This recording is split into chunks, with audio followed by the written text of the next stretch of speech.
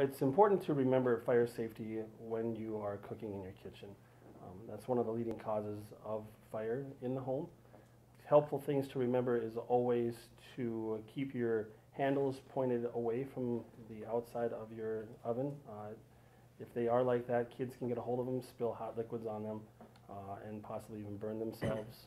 If you do encounter where you have a grease fire, remember that water on a grease fire will actually make the fire worse.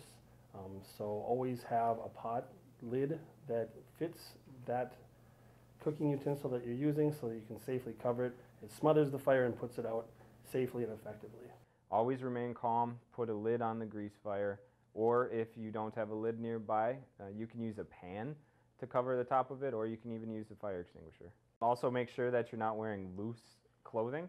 If you have long sleeves that are loose, they might get into the actual fire from the stove or into what you're cooking, which could result in burns or even starting your clothes on fire. Also have oven mitts around so that if something does start up quick, you're not going to just reach with your own hand, potentially get a burn.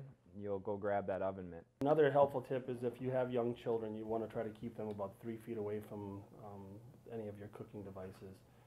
That's just a good rule of thumb, so they know not to get too close because they could seriously burn themselves. A lot of times our countertops become where we like to store a lot of things.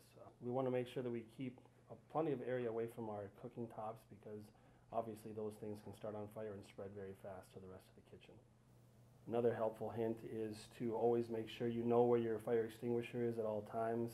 Keep it in a place where it's visible, not hidden underneath the sink. Otherwise, you will not be able to get to it timely in the event of a fire.